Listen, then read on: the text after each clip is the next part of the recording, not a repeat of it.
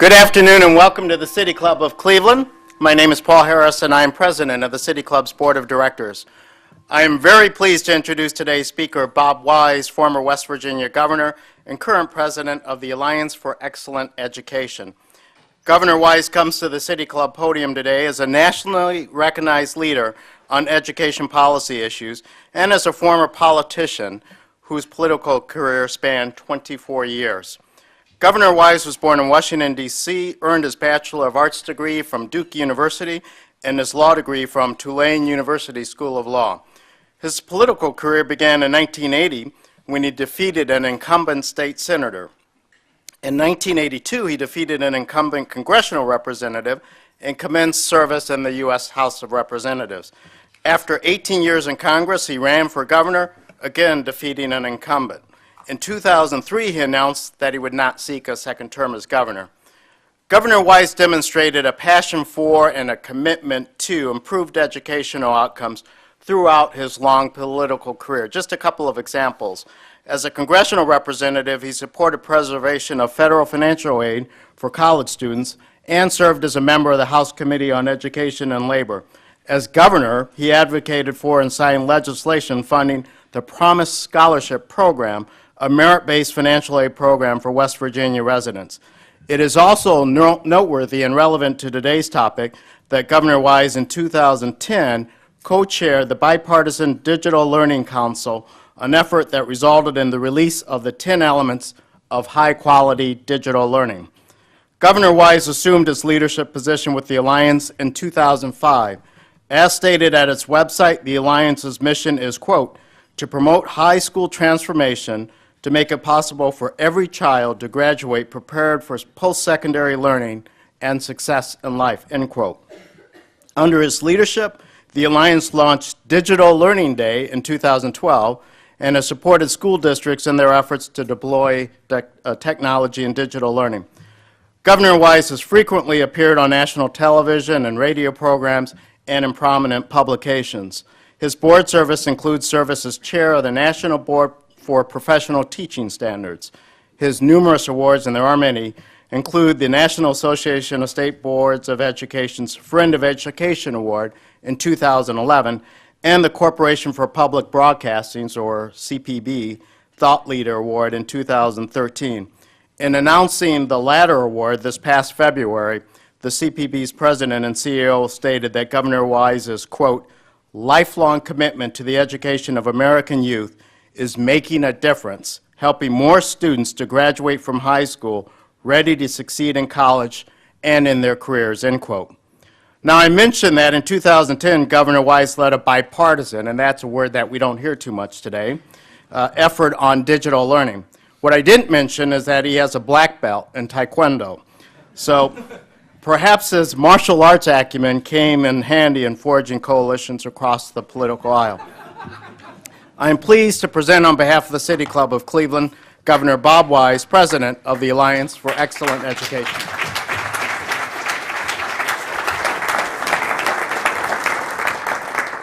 Thank you very much, Paul. I actually earned that black belt as I got ready to go into education. I figured I needed every bit of agility and center that I had. So thank you. It is a privilege truly to be here.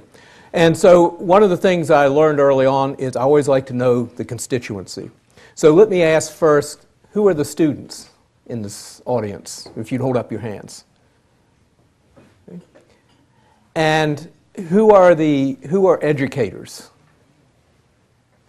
And who are community members in business and any other capacity? So did I get everybody? I don't think I've left anybody out. But this is very important because we're all in this one together. And to the students, I want to say thank you, first of all, for being here, but also for what it is that you're going to do. Because you are Cleveland's and the United States and the state of Ohio's future. And what we talk about today hopefully will assist you to truly maximize your opportunities. I want to thank those that are helping you maximize your opportunities, and you've heard from two already. Christine Fowler-Mack and the leadership that you're providing to make Cleveland truly a place that people look at and say, okay, what can I learn and what can I apply in innovation in my district or my school elsewhere? I have to say to my friend Aaron Frew, thank you. I want to point out that Aaron is a constant advisor to our organization, the Alliance for Excellent Education, on digital learning. When we started the first Digital Learning Day 2 years ago, and incidentally, you have 131 days left until the next Digital Learning Day, which is on February the 5th. Go out and buy that internet access device for the loved one of your choice. But Aaron, in Aaron's school, New Tech West, was the first school that was profiled as an example of successful practice for National Digital Learning Day. And so, and while this is a different topic perhaps, but I want to stress something. Aaron talked about technology, but she also talked about project-based learning, because what the new tech schools also exemplify are what we call the deeper learning skills. Not only the ability for you students to be able to know core content knowledge, but also the ability to apply it, to be able to think critically and creatively, to write, to be able to collaborate, to communicate, and also to engage in self-reflection. All of which, if you talk to any of the business leaders in this room, will tell you that's what they're looking for. That's what these jobs are about in whatever industry or business you go into. So what am I going to talk about in the time that I have here? I've got a couple of goals. The first is to not only reinforce what you're doing, but to also stress the urgency that's facing all of us right now and the critical period that we are in right now as we sit here in terms of education decision making. The second is to talk some about what is taking place in digital learning and broadband and what it means for all of us in the educational process. And then I can't miss this opportunity, of course, to ask you to take on some additional tasks, even though you're already doing a heck of a lot. So how did I get to the point where I've always been education is a passion of mine. I grew up in West Virginia, and when I first ran for governor, and Paul wasn't in there, I ran the first time and was defeated. I ran when I was 16. I ran at Boys State for governor in 1966, and I lost. And I lost to a young man who had a banner across the hall when we made our speeches that said, "Education is the only passport from poverty." And I was so impressed that I almost voted for him. Actually, when he did win the primary, that's what I did vote for him. He was right then, and he's absolutely right today. And so that's what had brought me to the Alliance for Excellent Education after leaving office. But I woke up in a cold sweat about 5 years ago, because like many of you, I run a bunch of numbers through my mind about what we're dealing with, and high school graduation rates, the challenges facing the higher workforce demands, a number of other factors. And I realized something. We can't get there from here. If we keep delivering education and educating our young people the same way we have for the last 200 years, we won't be able to be the kind of country that we need to be. And so something has to give. Something has to change. And so many of you have made these decisions in your business and in your personal lives as well. And so so all of a sudden there's been a confluence of events. And so let me quickly run through what they are and why I believe, and this is the premise, quite frankly, of my talk, the next 2 to 3 years, you will be making decisions in education, or you will be implementing certain decisions that will affect education for the next 2 to 3 decades. And I was able to give up hyperbole when I left office. And so this is just the stark fact. So let me quickly run through what these factors are and then talk about one of the major ones, technology. The first is every state, and Ohio has been one of the leaders in this, has voluntarily raised its standards so that every student here is expected to be college and career ready when they graduate from high school. That's a marked leap in just 5 years, historic proportions in this country. We used to say high school graduation was somewhere around 11th grade proficiency. Today we're saying college and career ready.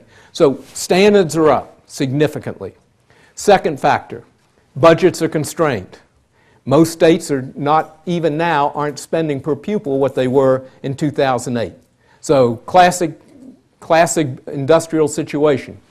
Demand for quality is greatly increased, and dollars are constrained. Third factor, the role of teaching.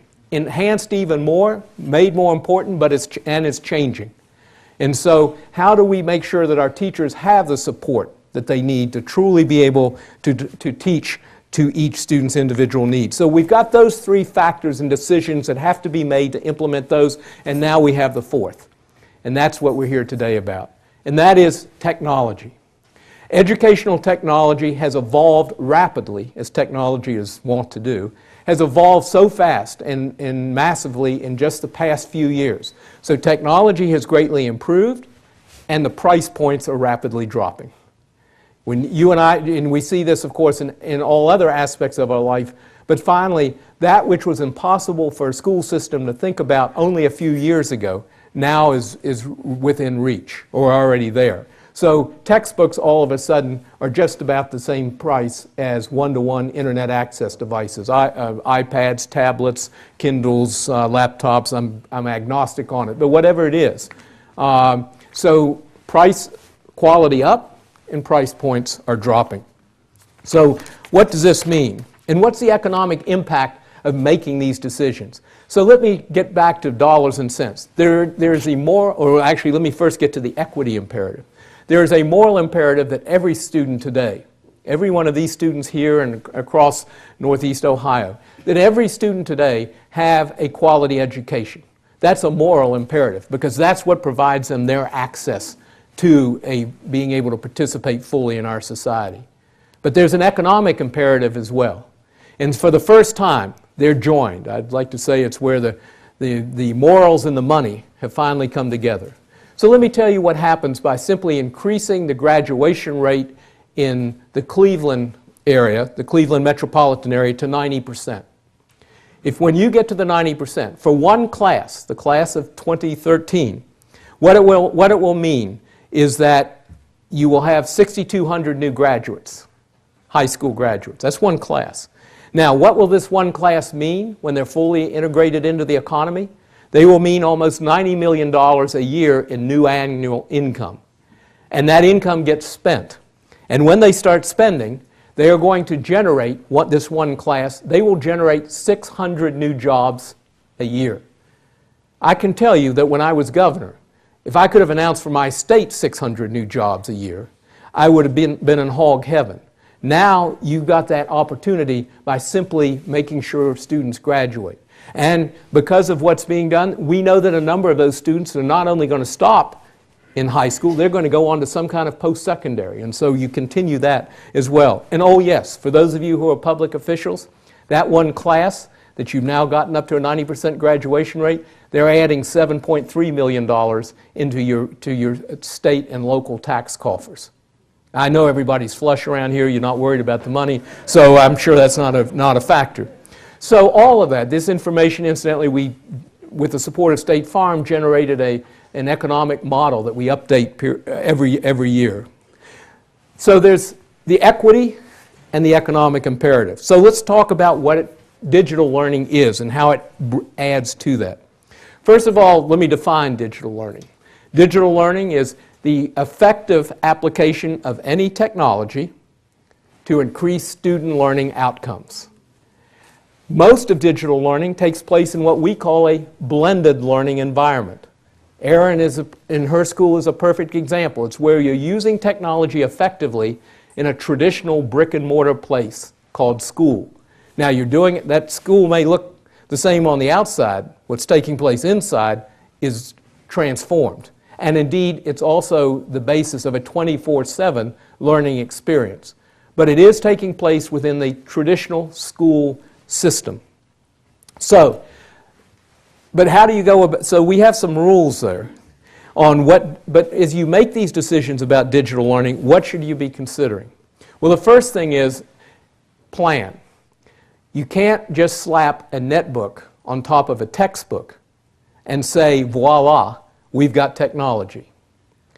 The road Well, we'll skip that part of it. Anyway, a road to mistake has been paved with those who simply bought internet access devices and then said, we're ready. You plan and then you purchase. That's different than purchasing and then planning. So I want to talk about the planning. And there are examples that are, you've got your own examples here in Cleveland. You don't have to go too far down the road, but let me share a couple of others with you. And incidentally, if you're interested, you can go on our website, the Alliance for Excellent Education, and find examples of these districts. We've got video profiles, but you can go, there are a number of other sources too. Mooresville, North Carolina, 5,500 students in the middle of North Carolina, 40% free and reduced lunch. Is out of 115 school districts in North Carolina, 99th in per pupil expenditure, and as I recall, was somewhere about 99th or 100th in graduation rates. Today, 5 years later, after going through a systematic planning process of implementing digital learning, today Mooresville, North Carolina is either number 1 or 2 in graduation rates. All students, black, brown, white, low income, high income, are graduating at the same rate. There is not an achievement gap. Indeed, students of color are graduating now at a higher rate in North Carolina, in that school district, than their white counterparts. And so, incidentally, did they dump truck a lot of money in there to do this? Mooresville is now 99th in per pupil expenditure, just where it was before. The difference is how it uses allocates its resources. Dysart, school district in Dysart in Arizona, fastest growing in the country, went from 5,000 to 25,000 students in 5 years.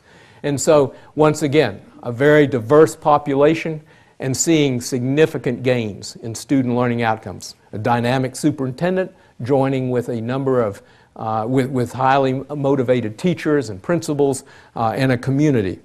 And I can go on and won't, but I just want you to know that you're not alone in what you're doing and that there are many that are showing what it can do. I do want to stress one thing that is in common in all of these districts, and Aaron and Christine, I think you would echo this, is technology is not about replacing the teacher. Technology is about making that teacher, giving that teacher all the tools that he or she needs to be as truly effective. One school superintendent explained it to me this way. I went to look at the technology in the school system. He wouldn't let me go into the schools until he had a talk with me. And he said, I want you to understand something, Wise, that you came to look at the technology. I'm going to talk to you about the teaching. Because what technology does is it permits us to have every teacher now be an educational designer. That they now have the tools they have the data systems, they have the software, interactive software that immediately tracks how a student is doing on each exercise. They have the online content that they need to supplement what they're teaching. They are able to team teach in ways that they weren't before. And so they become educational designers. So technology doesn't diminish the role of teacher, it only increases and enhances it. It's what the military calls a force multiplier. How do you take that soldier and make them able to do the equivalent of the work of 5 soldiers? And how do we give our teachers that force multiplier that they're asking for? So, that's why the decisions of the next few years are so critical. Higher standards. How do you allocate your money to get the most effectiveness out of it? How do you change the role of teaching? And so we developed a planning process. We call it Project 24. Many of you are in other planning processes, but the important thing is to plan. And so let me suggest some common elements. That the first is to determine what are your learning goals. It's not about the technology you're going to buy, it's what is it you seek to do for your students. And so for the state of Ohio and 90% of all students in this country, it's the Common Core standards that have just been adopted, which are much higher. And for 4 other states, incidentally, they've also adopted a college and career-ready benchmark. So it's how do we get to this higher standard and improve student learning outcomes? Number 2, then once we've done that, is what particular challenges do we have? Are there problems with connectivity? When the student leaves the school, are there problems with connectivity at the school? There are across this country, let me tell you. Are a large number of students free and reduced lunch, which means they may have limited access at home to internet access devices? If you come from where I come from, West Virginia, then you know the large amounts of rural areas where we don't have broadband connectivity, sometimes to schools and often to homes. So what are your unique challenges? So we've got goals and we've got challenges. So here are the 3 T's that I think are so critical to address. And the first T is teaching. How do you change the role of teaching to give that teacher the tools that he or she needs? Number 2, how do you change the role of time? Right now we're locked into 180 days. I think you've made some changes in Ohio, but we're locked in pretty much across this country to a 180-day school schedule for students. It was a wonderful schedule. It was a reform, actually, because what it did was to guarantee that all students would go to school at least 180 days. And it was a wonderful reform in 1906. But today, we have the ability for students to move ahead at their own pace and with technology's assistance. And so, competency-based, how do you change the role of time both in the classroom and then also how you measure students' advancement? Incidentally, if you still think the 180 days is something worthwhile, let me challenge you to do this. I want you to go to a car dealership the next time you buy a car or wherever you go to buy and say, I want the car that took exactly 180 days to build. Or are you more interested in its performance? If you're more interested in its performance, we ought to be interested in the same in it for our children. So we've done teaching, you've addressed what you want in time, and now, what's the appropriate third T, technology, to apply to that situation? That's a lot different than saying tablets for everybody, now what are we going to do with them? And incidentally, when I talk about technology and digital learning, I just want to stress again, it's not just about the tablet or the iPad or the laptop or whatever. It's about all aspects. It's about the data systems. Walmart or the U.S. Postal Service, take your pick, can tell us, I'd ship a package today from Washington, D.C. to someone in California, and if it goes off track at any point, it can tell me immediately where it is. Can we do the same with our school children through comprehensive longitudinal data systems? Do we have the ability to give our teachers the virtual information, virtual, real time, that they need so that they understand not next week on an exam, but today where that student is grasping a math concept and where they're not? Technology permits them to do that. And so with Project 24, we set out to develop a planning process that incorporates that, where you perform a self-assessment. And if anybody's interested in this, it's free, it's online. Just go to Alliance for Excellent Education or Project 24, and it's online. But these are all free resources. Aaron helped develop them, a number of other advisors across the country. So there's a self-assessment. How ready is your school or your district ready to embrace technology, to put it to work? Then there's 7 elements that we think that you ought to work through: data and assessments, budgets, professional development for teachers, and so on. We provide for you, and there's still time to sign up for our MOOC, a massive open online course for educators that starts September the 30th. That runs through all of these elements. There's access to a team of experts, and of course our ongoing series of webinars, blogs, resources, and so on. All designed, and many of you are going through a planning process now, perhaps some pieces of this could assist. But it's all designed to make sure that as we make these decisions in the next 2 to 3 years that are so critical, they're smart decisions. So there are a couple of other areas that are very important to be involved in as well. So we've talked about the district and we've talked about the school level.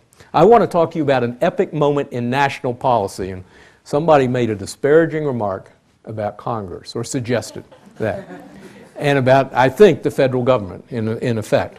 Here is a place where you can actually, the federal government can do something, and will, I believe, within the next 6 months, that can greatly affect positively the work that you're doing here and across the country. Now, admittedly, it won't come from Congress. It'll come from the Federal Communications Commission.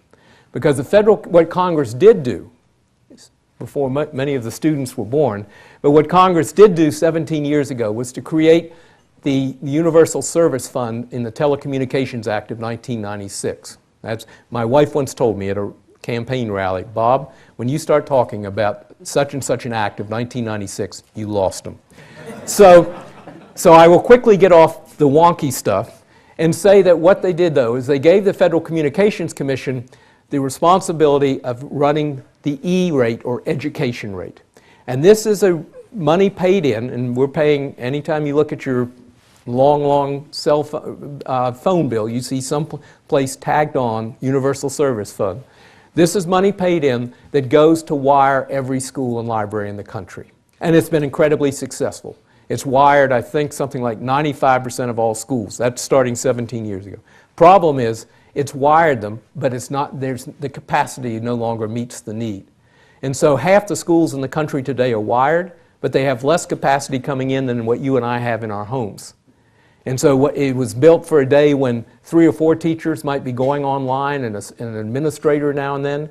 And of course today, if we're doing it right, then like at New Tech and other schools, we have hundreds of students online at the same time. So it's all about capacity. We were real proud when we had a system of 2-lane roads, and now we need 8-lane roads in many of our urban areas. So the FCC is actually undertaking, for the first time in 17 years, massive review of the E-rate with the idea of, and this is what we urge, simplifying it, making it easier for schools to apply and be part of it, modernizing it so that it truly reflects today's needs as opposed to 17 years ago. You know, Mark Zuckerberg was, I think, 12 years old then. And finally, expanding it.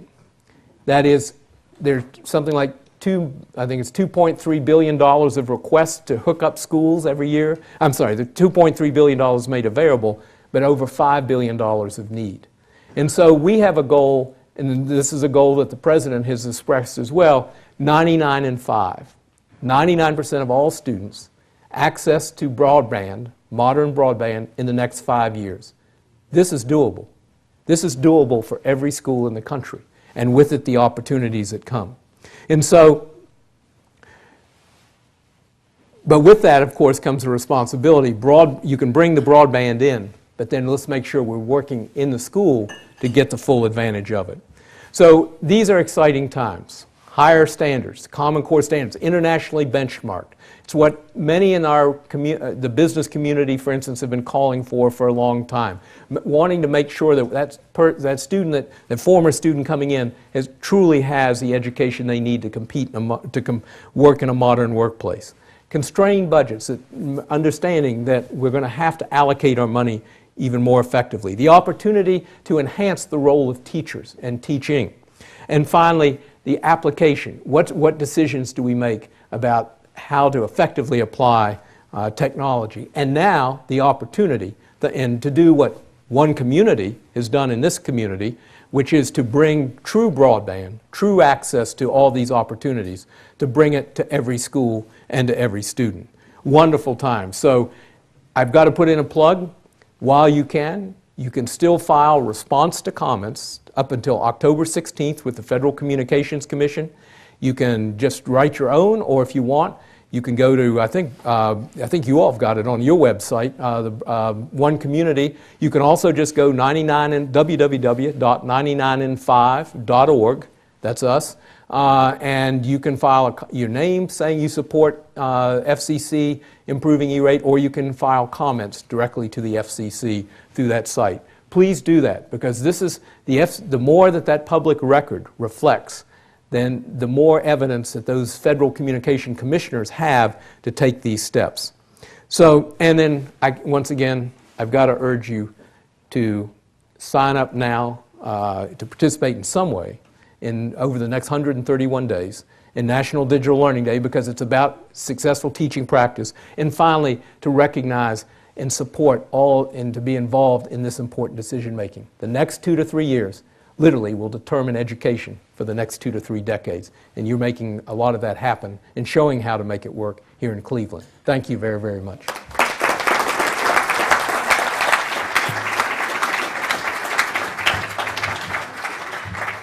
Today at the City Club of Cleveland, we are listening to a Friday Forum featuring Bob Wise, former governor of West Virginia and current president of the Alliance for Excellent Education.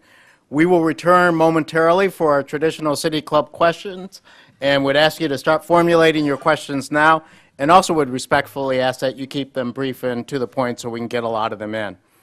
We welcome all of you here and those joining us via broadcast on WVIZ PBS, 90.3 WCPN, and 104.9 WCLV Idea Stream, WTAM, or one of our many broadcast partners across the country.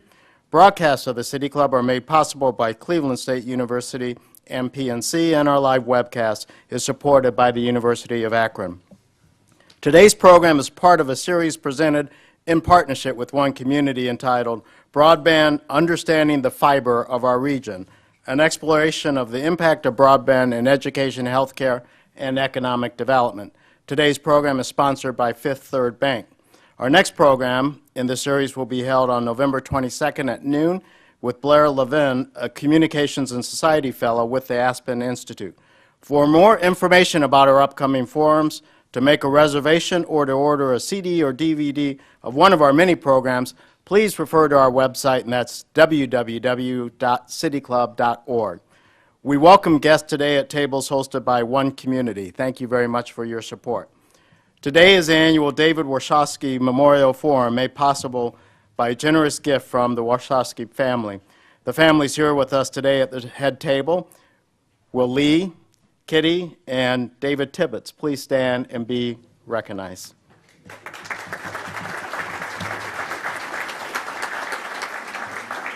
Thank you.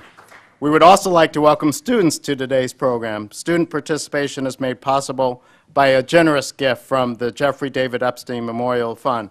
Will students from Horizon Science Academy and High Tech Academy please stand to be recognized?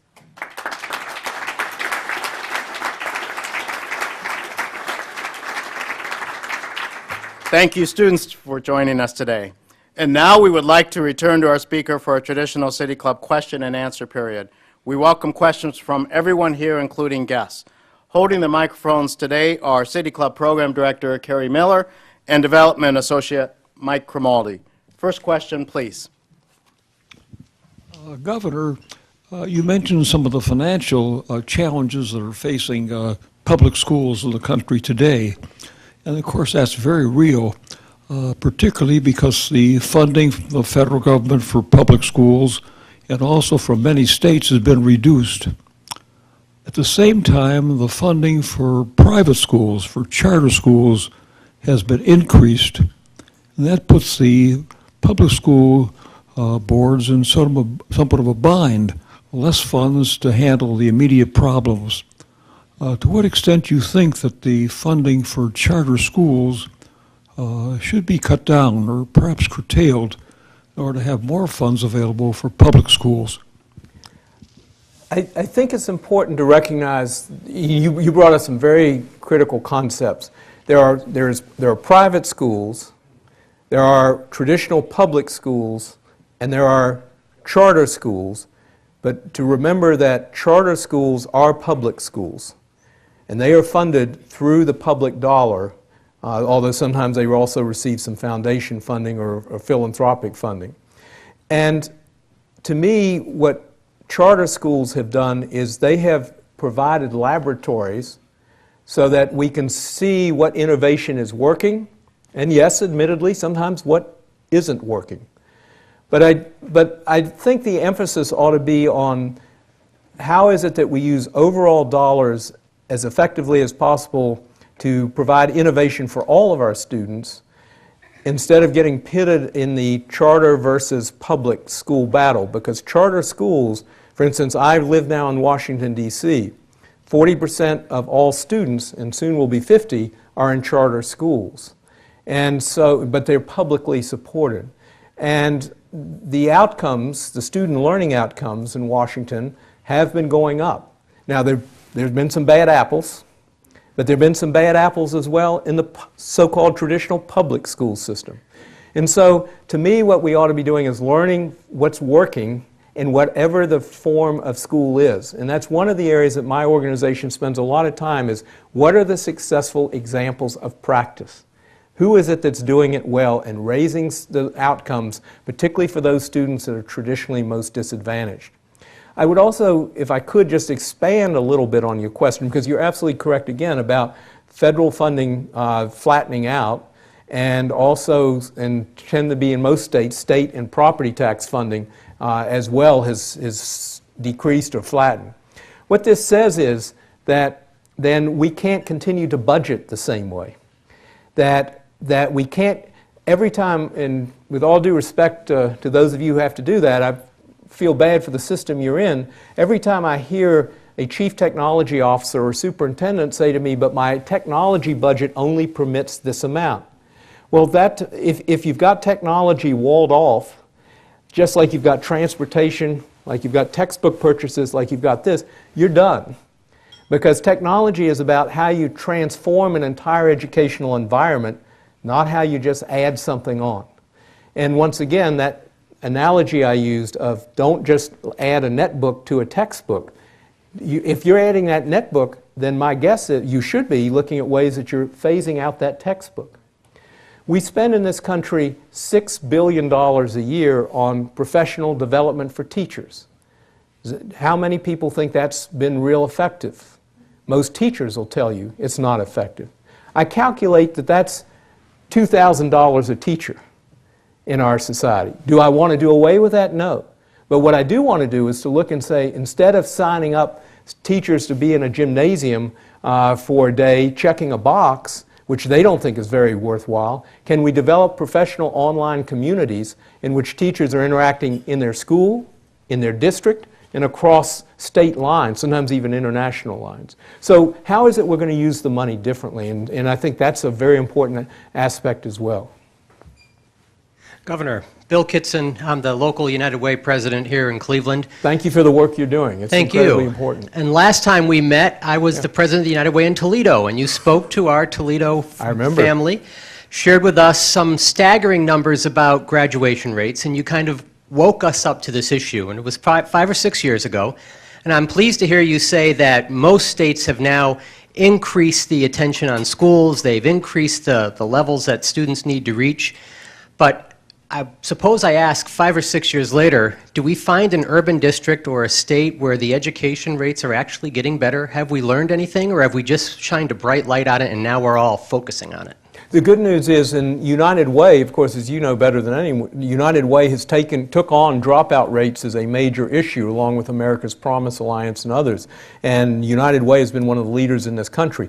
The good news is it is improving. If you look at overall graduation rates in this country, they were on a flat line for 40 years. It was like if you went into the Cleveland Clinic emergency room with heart problems, it was exactly the EKG you did not want to see. It was flat. But in the last 5 years, the federal data shows that graduation rates actually are improving, and that they've gone up from somewhere around 72 to 78%. Now, that's not good enough, but for the first time we're seeing an increase. The other thing we're beginning to see an increase in is, for the first time, is rate of post-secondary progression. In other words, more students going to some post-secondary experience. That's the good news. Now, the challenge to us, though, is making sure they stay in that post-secondary experience. The data that I shared with you about Cleveland shows that if you get those 6,000 new high school graduates, a large percentage of them are going to go on to some kind of post-secondary. But what the data I didn't have time to get into is many of them aren't going to finish.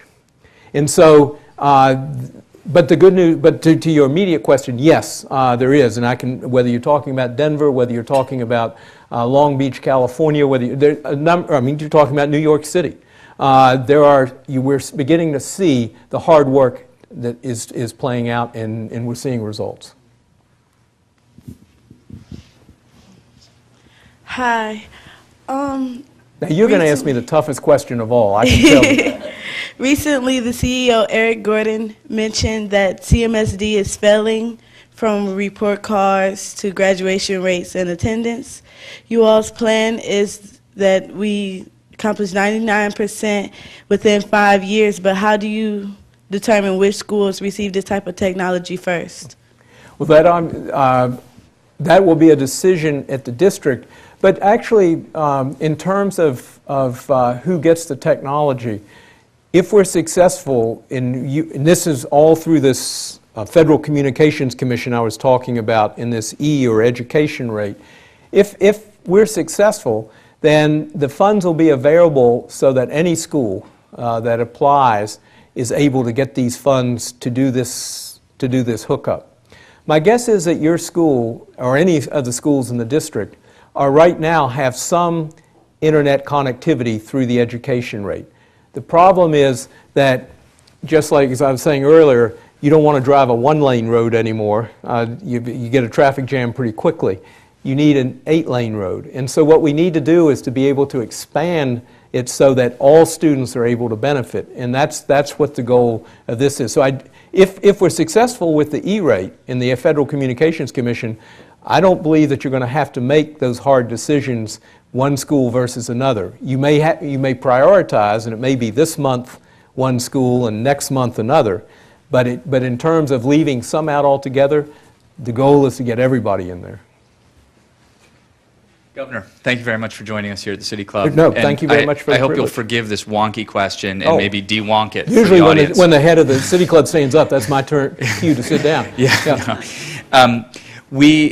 We have in our community here, one community, a public benefit broadband service provider. It's not always clear to everybody why anybody would need a public benefit broadband service provider. And when it comes to broadband and communications technologies, there's usually monopolies. There's not a whole lot of competition in the marketplace. Can you explain why any of that actually matters and what the stakes really are moving forward for educational technology and broadband in the classroom? I told you it was wonky. Sorry. It's wonky and also very difficult. I would assert that right now we're at a stage in technology where it's rapidly evolving and one size doesn't fit all. And so, for instance, in some areas you run fiber. In some areas you may actually be running using some sort of wireless. In some areas, competition between private providers, the telcos, has leapfrogged ahead of what might be done by the nonprofit world in the form of a public utility. What I think we're going to have to get to, though, is a point where we recognize that it is in everybody's interest, whether you're in the for-profit sector or the nonprofit sector, to get the broadband there. Because once it's like running, once again, it's like running a highway or railroad tracks. Once you get them there, then a whole lot of people can now put something on those tracks to get to people. But if you don't have the tracks or you don't have the highway, then you're not going to be able to get your products there, whether it's content providers or whatever it is. The second thing I would argue is that by providing broadband, regardless of how it's done, but presumably using the one community model, that once again all providers will benefit, because when you provide broadband, there's suddenly a whole lot of new uses that people come up with. I didn't know 6 or 7 years ago that I needed apps, and now they're vital. And so that's a longer range view, and we're going to have to work hard to make people accept it. For instance, should providers of hardware, tablets, laptops or whatever, be paying part of the E-rate to support getting that access to schools? They aren't now. But should they? Because presumably the more broadband, the more hardware people will be using to take advantage of it. So these are all questions that have to be wrestled through, but right now, in the short term, I'm interested in making sure that we get broadband regardless. Then we may have to have the fight about, or I'd prefer discussion, over who pays for it and how it's paid. But the most important thing is to remove the limitations to getting broadband and making sure we achieve that 99.5 goal. My name is Victoria Lane, and I am a sophomore at High Tech Academy in Washington Park. And at Washington Park, we have a device that we use to help us, and it's called a Nook. We have our books on there, and we use them in the classroom to help us project our education rates. Would the school board be able to support that and help pay for it if the rest of the schools around Cleveland would decide to take that in as an educational use? I think we're in an area of governance in the Cleveland area. I'm not completely firm. So let me give you a broad answer, which is if the district has gone through a planning process and your school has obviously gone through a planning process about how to use technology effectively. My observation is one size does not fit all, and that therefore what's working in your school, I think your school district would want to take into consideration as opposed to trying to move people off of one system that's working and move them to one size fits all. For instance, there are some school districts where they do not issue students all the same internet access device. It's called BYOD, bring your own device. And so, and for students that aren't able to afford an internet access device, yes, the school system provides it. But so somebody may be sitting there with a Android device, somebody's got a Samsung, somebody's got an Apple product, but you're using your own device to take full advantage of the technology. There are certain advantages to that. It obviously saves in procurement and chief technology officers, but I think it also adds some challenges because you have to have an infrastructure that supports all of that. All of which is to say, before Bob gets into technical areas that he's totally not qualified to talk about, all of which is to say that any comprehensive plan recognizes what's already being done and to see where it can build upon it, and at the same time then tries to make sure that what's working for you is that a model that ought to be applied across the district and ought to be also supported uniformly across the district. Governor, I wanted to ask a question that relates to how the internet learning can leverage the teacher's ability. We all know that internet will allow more convenient learning. You can learn anytime you want. It can test well in school. But I guess what I'm curious about is how can it help the teacher directly? And one example would be a student does their homework at home, and while they're doing their homework, they're answering questions, which then turn goes directly to the teacher. So the next morning, the teacher has a summary of sort of the knowledge of certain concepts that have been presented in the homework. I guess that's a specific question. Is there such a software, and what else is being done to leverage the teacher's ability? Well, you just answered the question beautifully. Yes. My wife also advised me if I could give more one-word answers like that, maybe I would have been in the office longer. But she also observed, very smart as you know, Bob, the shorter the speech you give, the longer the applause. So to your point, that's already happening. And you have interactive software, for instance, that enables a teacher. So a student is working a problem, whether it's in English or social studies or perhaps in math or in one of the sciences. Literally with each keystroke is giving that teacher certain data on how the student is progressing. And gives her what's called a dashboard. That he or she can evaluate the student. Now that teacher doesn't have to try to take home an exam written out in pencil and determine where is it that this student went off track in this calculation. He or she knows from the very first moment what was wrong in the approach to it. And so that software already exists, and that greatly improves teaching. If we save the teacher the ability in a secondary school of having to take home 100 papers every week, simply answering multiple choice, Think of the return on investment in productivity and also teacher rewards, psychic rewards that's important. You asked a question that I think is incredibly important as well, in that how does it benefit the teacher? I believe that this will benefits the teacher in his or her learning as much as it will the student, because now you have online learning communities. Now, for instance, I was talking to somebody earlier who's from a small district in which there is one teacher for a subject in a school, so he or she, in the whole district. So he or she doesn't have a peer community in that district to interact with. But now, with online connectivity, they can be interacting with similar teachers in the district, across district lines, across the state, or true peer communities. And so I think we've only scratched the surface on what this is going to mean for advancing the teaching profession. I mean, look at all the lesson plans that are now filed online, whether it ranges from the AFT to private vendors to open source, where teachers, it used to be teachers had problems finding a lesson plan that they thought fit their situation. Now teachers talk to me about having trouble distinguishing, choosing from the vast array of lesson plans that are available to them. So this has as much impact, I believe, on teachers' professional development as it does on students' learning.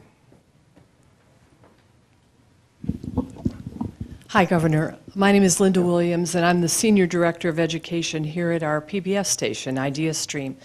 I don't know if you know this, but every PBS station in the state has an education department. And last year, all of the directors of all the education departments of PBS stations got together, and we planned what may have been the only statewide approach to celebrating your Digital Learning Day. In fact, we touched 25,000 teachers statewide last year. We plan to do that again this year. So my question to you is, how can we more effectively use your alliance to help our efforts to promote digital learning throughout the state of Ohio and also other agencies in the state? Well, you all have done a phenomenal job, both in the state of Ohio and also nationally. Along with United Way, it has been the public broadcasting system that has taken up this issue of, I believe it's America Graduates, is what you call it. You have been you've informed both at the station manager level and across your boards. You've done phenomenal work. How can you assist? It's doing what you're doing. Let's remember that the public broadcasting system was one of the early applications of educational technology in this country. Sesame Street, a number of the other programs that we came to know and love, that came to advance education, and it's only increased. And now, of course, that you've got other mediums of delivery. It's not just the TV screen anymore, it's the internet and it's online and so on. And so doing what you're doing, but also to continue to build that, help encourage those communities of practice and teaching and encouraging principals and teachers first, but then also providing them the support they need. Because it's tough on a principal or teacher sometimes to announce, we want to move to a digital program. So you remember that 25-pound backpack that you used to sending your children out the door with? We want to replace it with an internet access device that's loaded with all the materials that they need. I don't know about you, I'd first blanched if somebody would say that about, you mean my kids aren't going to be taking all those books to school? And so making sure that there is a community discussion about where education is and what the challenges are. Once again, there's a big discussion that's emerging over the Common Core standards. What do these mean, and how we can get there, and showing examples of best practice. And I can't think of a better person to reach the community at large than you all. Hi, my name is Nick. I'm a junior at Horizon Science Academy. And my question is, do you think technology will make textbooks obsolete?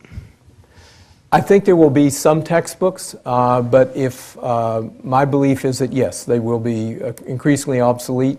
And indeed, school districts, your school or your district, are going to have to face a tough decision if they haven't faced it already, which is to use digital content or to keep using textbooks. Incidentally, I love books. My family loves books. But from the moment you buy a textbook, it's inert. And it's just like my car. It starts losing value in the sense of the information in it, it becomes less relevant.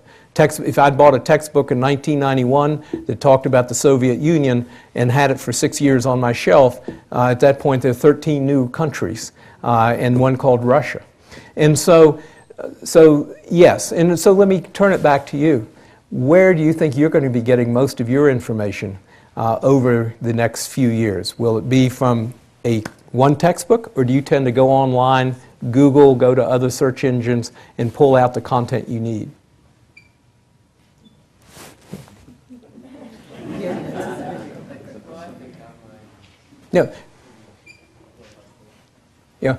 For instance, when I go to visit a school, often I find the students are using some sort of device, usually their cell phone.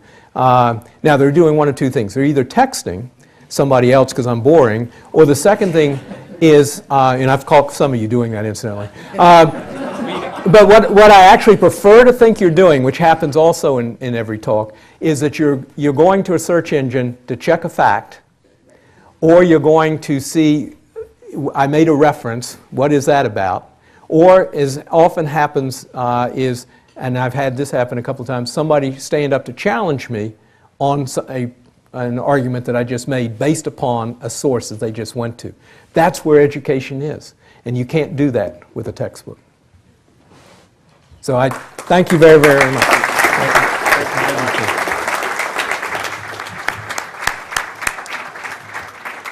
Today at the City Club of Cleveland, we have been listening to a Friday Forum featuring Bob Wise, former governor of West Virginia and president of the Alliance for Excellent Education. Thank you very much, Governor Wise. Thank you, ladies and gentlemen. This forum is now adjourned.